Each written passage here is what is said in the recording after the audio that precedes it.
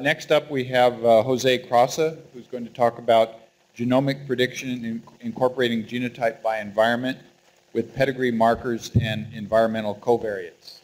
Jose is... Thank you very much.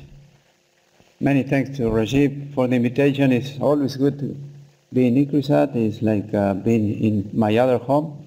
My first home is CIMMYT. My second home is ICRISAT, let's say.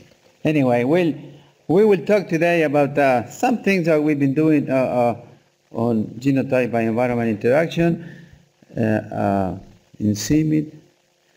We have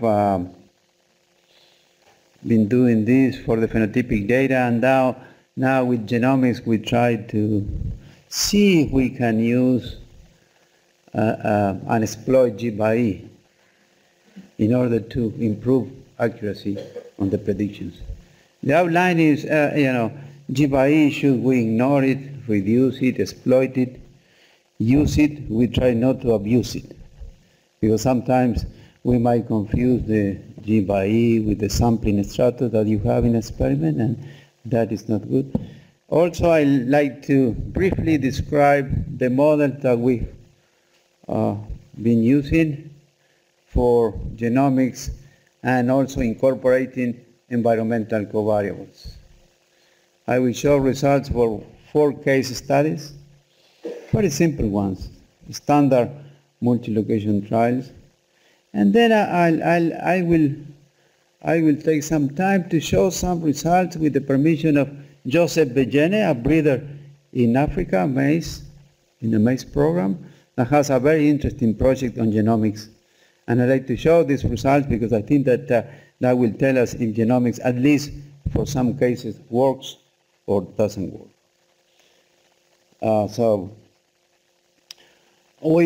I like to show this picture rather than showing the additive model of Fisher, just to say that most of the things that we do in genomics is just a standard infinitesimal model of Fisher.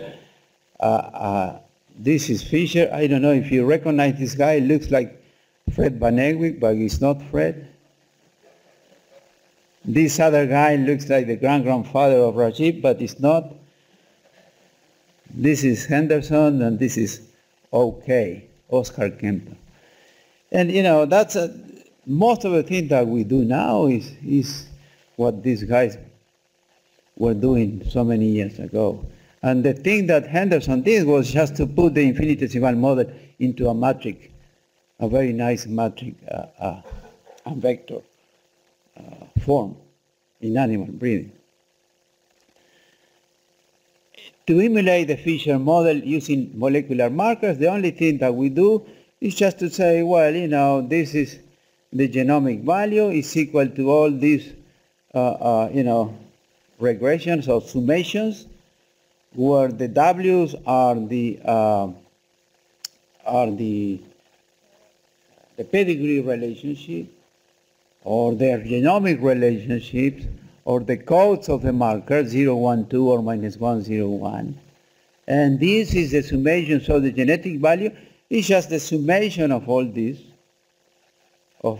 quantities, and this is what was basically what Maize said in the publication in 2001. And then he said, well, if we use a Bayesian approach, we can say that this is a Bayesian A, or Bayesian B, or Bayesian C, and there is a whole alphabet of Bayesians. But also we can use a non-Bayesian approach, which will be like the lasso or the elastic net.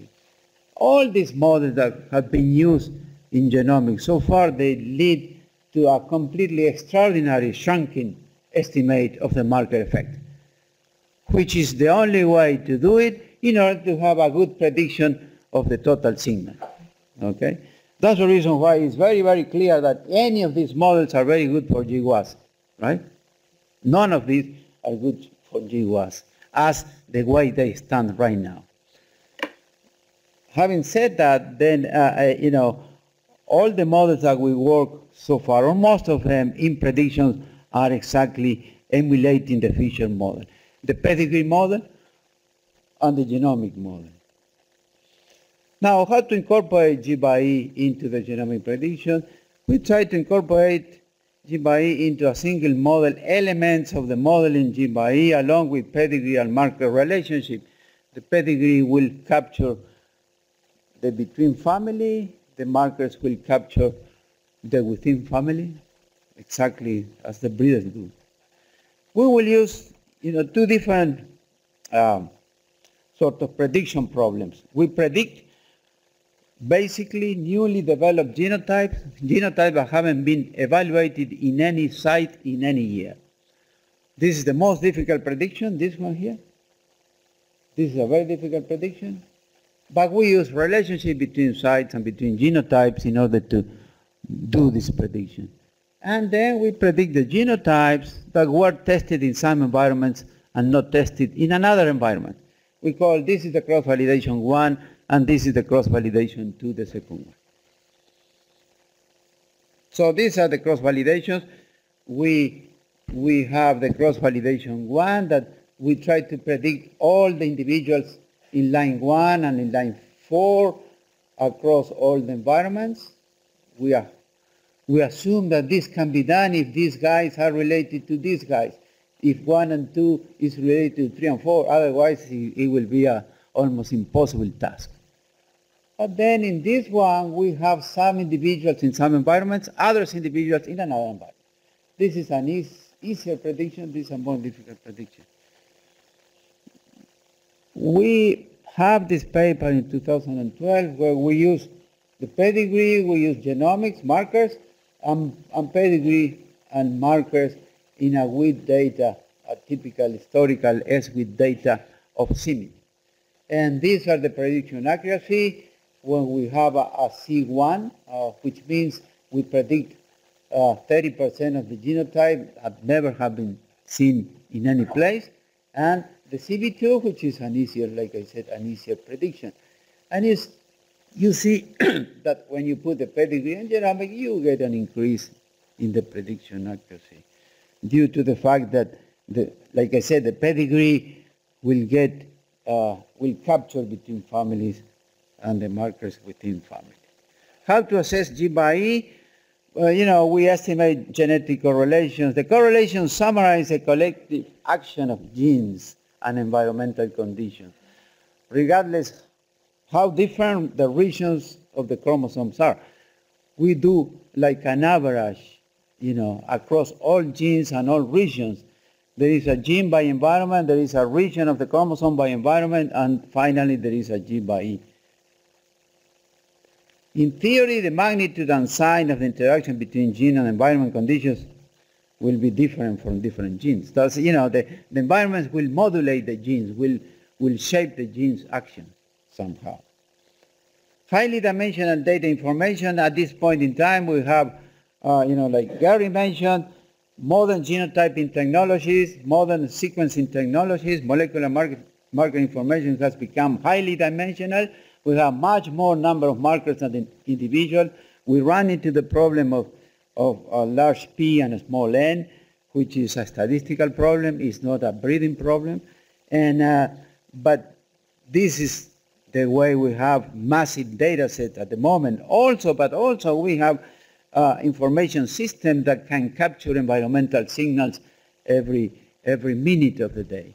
And we can use this information as well, and we have been using this information in order to try to see how this will model and will change the marker effect. How to confront the challenges of highly dimensional? The principles used in model for genomic selection using highly dimensional predictors could also be used and exploited for modeling the effect of large number of environmental covariates. Thus, the principle is this. No much, very simple. Many environmental covariables, many predictors. Then we need to have a methodology for modeling this interaction between these two sets of highly dimensional variables. So there was a proposition in TAG paper where we tried to, to model these two highly dimensional matrix data with a model that it is not perfect. I should say that, but at least it's a step on the right direction, towards using these highly dimensional data. And we use a class of random effect models with the main effect of markers, the main effect of environmental covariables, and their interaction, using a covariance structure as a function of the markers and the environmental covariable. And we basically, this is an extension of the GBLAB, of the genomic lab, which is similar to the rich regression. So, we are within the framework of the standard statistical models used for random effects. We can call also that this is, and it is right, one of the reviewers said this is a reaction norm model that has been used in animals, but also in plants. If you look at the publication of Gregorius and Nancrum, 1987, I believe. The reaction norm, which is, is basically using a sort of multiple regression analysis. So we incorporate the interaction between markers and environmental covariables. We know that there are so many, with so many markers and so many environmental covariables, there are so many contrasts that we can make, and we are running out of degrees of freedom immediately, right after taking maybe 5 environmental covariables and 100 markers. So we need to have something that will circumvent this problem, and we propose incorporating interactions using covariance structure. I will show you some models, very easy. I mean, something that you will understand why and how do we use that. The baseline model will consider the lines, the effect of the environment by E, the effect of the line, and no interaction. In this case, interaction is within the residual. These are the assumptions that we make in this model, that the environment, they have a normal IID with the variance sigma square E, the line sigma square L, and the residual sigma square epsilon. There is no relationship. We assume that there is no relationship between the environments, no relationship between the lines. We cannot exploit the relationship between the genotypes existing here. The genomic covariables, we replace the lines by the genetic effect using this, additive model, infinitesimal models, exactly the summation of all this regression of the marker effect on the marker codes. Okay, and then this is symmetric notation, and the covariance of this random effect is X prime. X prime is the marker effect, which is exactly the GBLAB or the genomic relationship matrix. Okay. So we can replace line by G sub I. By doing this, then we can have this model which has the G value rather than the line. So the line might be considered a deviation from the additive effect. This is the additive effect. This is the infinitesimal model of Fisher, nothing more than that. And the line may be a deviation from this, which that deviation might be due to non-additive effects. So this is the difference between this and this is now that we have a relationship matrix that measure the relationship between the individuals. That's all. But it is important because this is an important covariance metric because it has all the possible marker relationship that the individual have. And then we have the environmental covariables. But the principle is exactly as this. We are used to this principle of making X prime and extracting the information here on the off-diagonal matrix. We do the same with the environmental covariables. So we define the environmental covariables and we define a matrix of environmental covariables which will give us the relationship between these environmental covariables. That's it. That's all. And then we say, then we have a model that will consider not the environments, but rather the environmental covariables.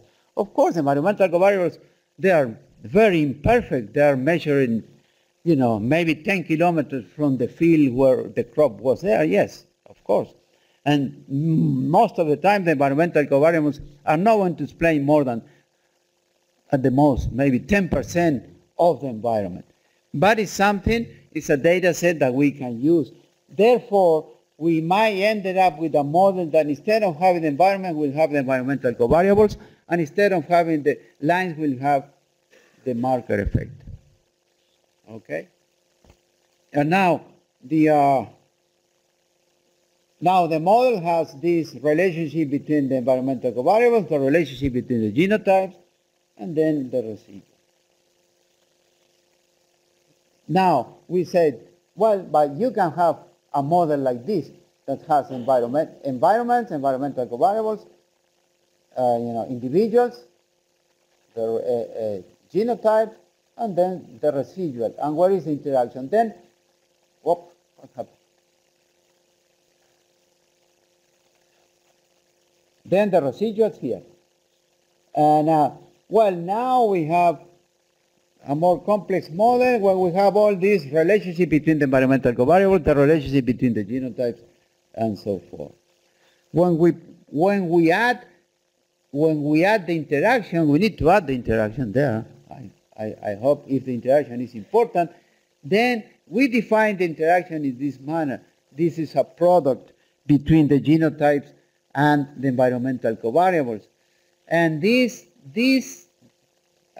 product happens to be the Hadamard product between the elements of these two matrices, which are the covariance matrices of the genotype and the environment. And now, this this model itself is within the spirit of the Cockerham and Kempthorne 1954 models for the partition, the orthogonal partition of the variances into additive and dominance, and additive by additive. This is exactly the same spirit, and this cell by cell product is the one that is giving us the model that we use. I mean, we know it's not a perfect model because then we said, and how about the residuals? Well, we don't do anything on the residual. We don't use any diagonal metrics to capture and to see if there are differences between environments. So that should be improved. But at least it's something that I want to show, and I want to show some of these results. Now, how much of the G by E can be explained by the interaction between the markers or the genomics and the environmental covariables? Well, it depends because, due to imperfect linkage, disequilibrium between markers and QTLs, markers may not fully account for genetic difference between lines. That's for sure. We know that. We know that the model might be completely misleading or somehow misleading because it doesn't take into account epistasis. So we know that the G, the G explaining the phenotype may not be very good, as well as the same with environmental covariables. Environmental covariables might not fully account for difference due to environmental conditions, that's for sure. Environmental covariables will not explain much of the actual environmental variability. Therefore, the proportion of G by E may not be fully captured by the interaction. Okay?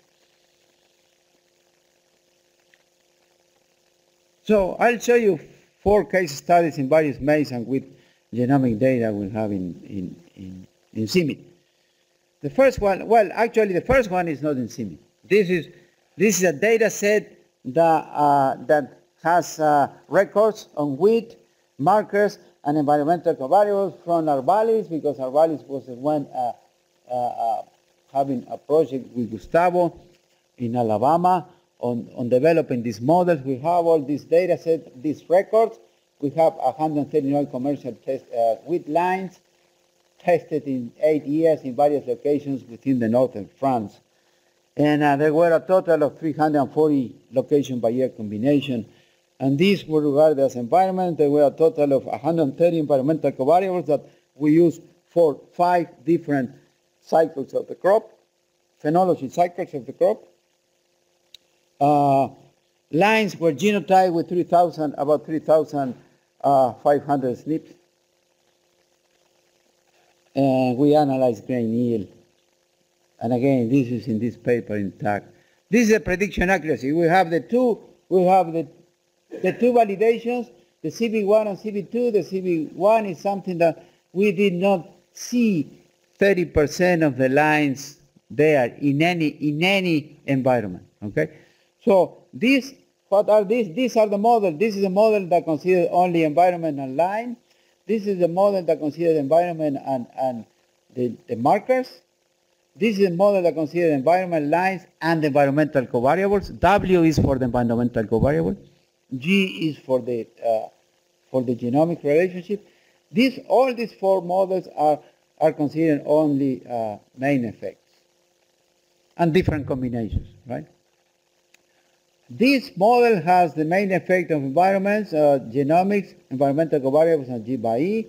This model has environmental environments, genomics, environmental covariables, and G and W, the genomics and the environmental covariables.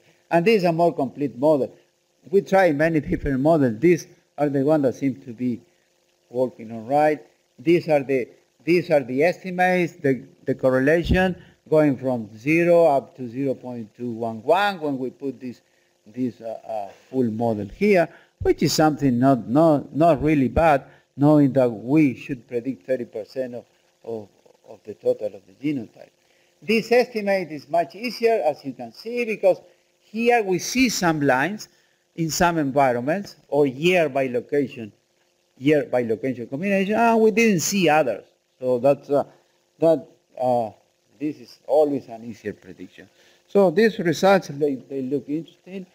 I'll show you other results with not environmental covariables, because I did not environmental covariables, but with genomic relationship. This is a plot of the adjusted or the phenotypic value, the actual phenotypic value. This is the predicted value. We separate this into the percentiles, empirical percentiles here, and we see that 62% of the top 20% lines based on predictions will have a performance above the mean. That means that all these 62 individuals here, they have a observed value which is within the range of the predicted value. I think that this is interesting plot, because you can see the prediction there more clearly, because sometimes, well, most of the time the breeders are interested in this quadrant. If we were measuring diseases, we were interested in this other quadrant. Okay. This is a second data set, a typical CIMMYT data set with from Rabbit Singh's program. 705 wheat lines from CIMMYT global wheat program. We try to predict 140 lines on the drip irrigation. We have the environments, lines, the pedigree. Here we use pedigree, and here we use the markers. This is for the CV1. These are the models. You see, these are the models with the main effects, depending on if we use markers or lines, or marker and lines. Here we don't have environmental covariables, we have only environments. Then we use markers and pedigree, and when we use these, we see an increase on the prediction accuracy up to this model here that has the pedigree by environment, and the markers by environment.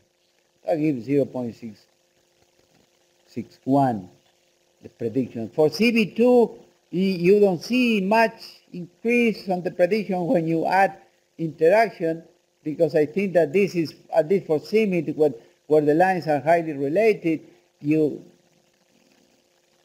without including the interaction, you still get a good prediction. But you have the markers here. Another data set that we used was the 45 IBWSN, which is a international bred wheat screening nursery. Okay, we have 700 wheat lines, GPS 45,000, 3 years of multi-environment trial. This is within the project that David Bonnet and Susan, they have with Cornell University. We have, these are the environments we have. We have bed and 2 irrigations in this year, the 10 and 11, bed drought, bed 0 tillage, full irrigation, flat full irrigation, year 11 and 10. And we have 50 random partitions using the CV2 7030. These are the results. You see here, there are 4 environments, right? So this is the single trait analysis, the standard single trait analysis of a GBLAB. These are the correlations when we take these random partitions. These are the correlations that we get when we include a model or use the model when we put environment 1 and 2, 1 and 3, 1 and 4, 2 and 3, and 2 and 4, and 3 and 4, and 1, 2, 3, and 4. You see that there is an increase on the prediction when we include, 2 environments or 3 environments. Why? Well, because we are borrowing information by considering all these random covariances matrices. We borrow information from others' environment that they should be high or should be, somehow correlated. They should be correlated between themselves. So we borrow information and we increase the prediction.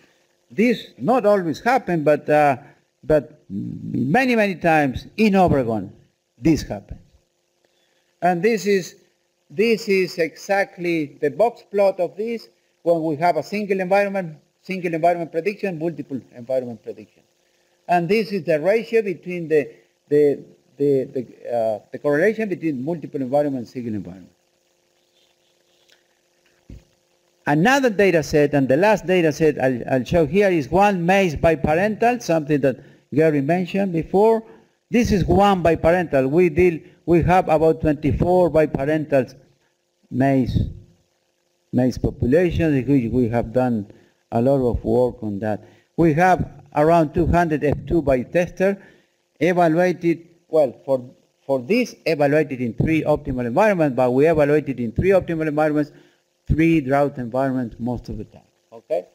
We have one location which is Kiboko, this one which is in Nairobi, in Zimbabwe, I believe, and Embu that is in near Nairobi, I believe. And with genotype with 200 SNPs and with about 500,000 GPS. So for this, we did 50 random partitions with the same scheme. These are the results.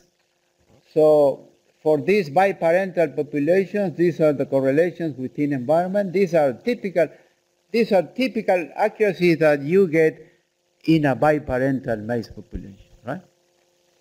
In a single trait, for a single trait analysis. These are for GBS.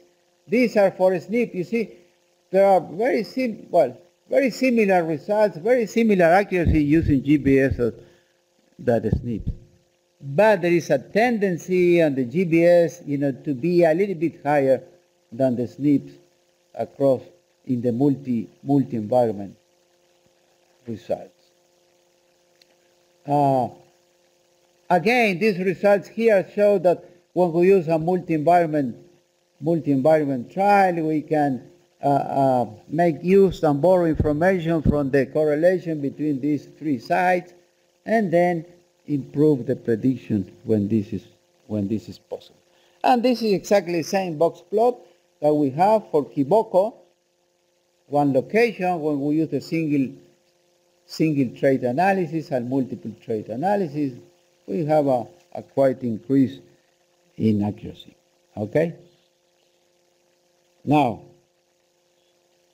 I'd like to show you some results on real genomics, because we've been doing all this cross-validation and blah blah, and let's take this population and predict the other one and do this training, but in the biometric unit in CIMMYT, we are not going to do the genomic selection. That will be done by breeders. That's it. We can work with the model, do this and that. So this is an example of a real experiment that was initiated in CIMMYT about 5 years ago, I believe, 4 years ago. This was done by Joseph Egene in the WEMA, which is water efficiency maize for Africa in a project with Monsanto. And I believe that Gary participated actively in this when he was in CIMMYT, because he was traveling always in Africa, never in Mexico. But so we have, I'll show you some results for the 5 WEMA populations using the F2s and the tester in drought and environments. And this is the way I believe Joseph Eugene did, or they did, the genomic selection or the selection based on markers. They have 2 things. They have genomic selection and marker-assisted selection. I show here the results of the genomic selection very fast. So they selected S2, S0. Do I have how many more minutes? I started 5 minutes later. Give me 2 more minutes and I go.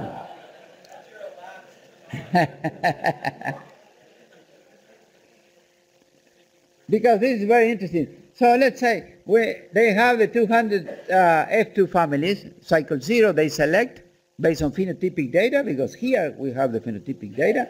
Then they cross, and so the selected lines here, or the selected line by tester here, they form the best plants for the S1 cycle, right? And then they cross the S1 genotype then and make predictions to form the C2 plants, and then the same to form the C3 plants. Then they evaluate all these 3 cycles of selection in the field together with the parents, the F1s, and the checks. And these are the results. For 5, okay, they did this for DTMA and 5 WEMA populations. DTMA is the project that Bill and Melinda Gates started years ago in Africa, drought-tolerant maize for Africa. These are the results of cycle 3, genomic selection, cycle 2, cycle 1, cycle 0, the parents and the checks, and the LSD. These are the anticipate and plant height that, you know, they change according on the selection done on Rainiel. So the result shows that, cycle 3 responds very well. We know this is across 5 DTMA, right? I did it across 5 DTMA.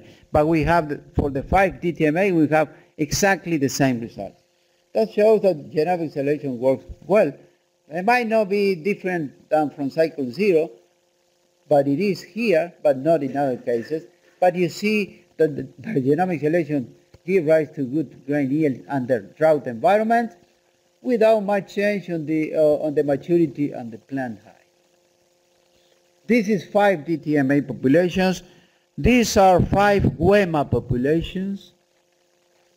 We are talking about drought environments here. This is the results of the cycle 3 genomic selection. Cycle 2, cycle 1, cycle 0. This is the F1, the parents, the pedigree, because he put lines from the pedigree, from the conventional pedigree. So you see that the lines from the conventional pedigree are lower than the lines from the cycle 3 genomic selection. If we put this into a graph, well, we have cycle 0 here, right?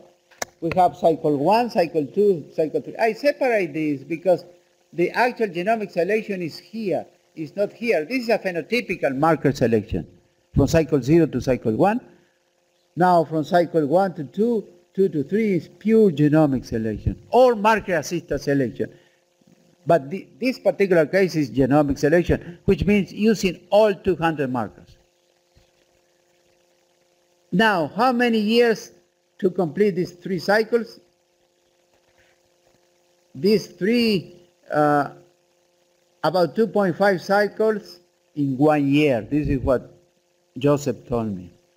So we have this gain of 69 kilograms, per hectare, per cycle under drought. This means about 173 kilograms, per gains per year. This is not bad, huh? I tell you, because we just analyzed the genetic gains data for the phenotypic in Africa, in drought, and the gains are around less than 40 kilograms, per year. This is for Wema. Very similar results. For Wema, this is cycle 0, cycle 1, phenotypical marker. Cycle 1 to 2, 2 to 3 basal markers. Only the increase is 49 kilograms, per cycle in drought environments, which again represent a good selection gains in 1 year as compared with the phenotypic selection. Now, so these are at this point in time. Also, what I'm showing here is something interesting, because Joseph and Crossa, they did this also for marker-assisted selection. They did for marker-assisted selection with very similar results. So not much difference between, but using 50 markers, only 50 markers, not 200 markers. That's the reason why I said genomics and marker-assisted selection, but the principle is the same. So I don't like to say this is genomics, this is marker-assisted selection. But also, they have the whole story, because then they develop what they did. They developed lines, S2 lines, and made the cross with a tester for the lines that were selected from the cycle 3 genomic selection, and they put this in big experiments in the field, including the lines that they obtained from pedigree selection, the conventional pedigree selection. And they put this with checks and everything. And you see that for this population, but they have 10 populations, 10 Wema populations. These are, I'm putting this for only 2 populations, and you see for this managed drought optimal, managed drought optimal, you see many of the lines which are coming, or the hybrids from lines that were coming from marker-assisted selection were superior. I guess that the private sector, they know this very well. We didn't know that.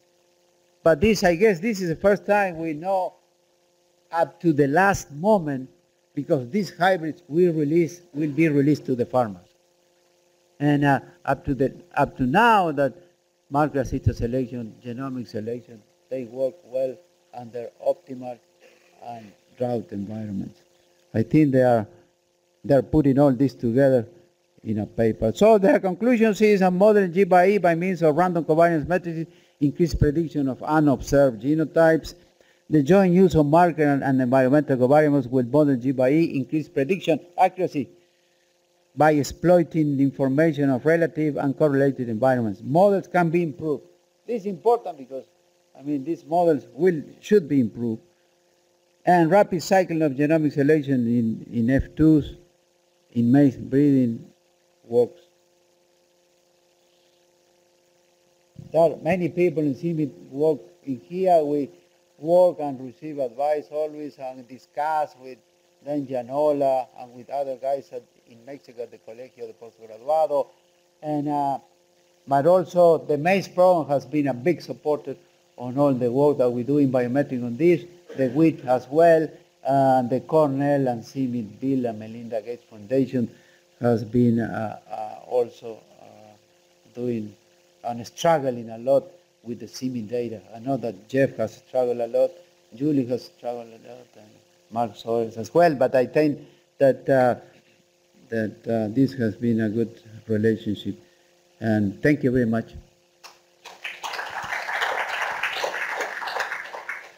Thank you, Jose. I allowed you to go a little bit over because I knew your punchline was going to be so good, and you spent a lot of time laying everything out, and I just couldn't cut you off. But thank you for a very nice ending story.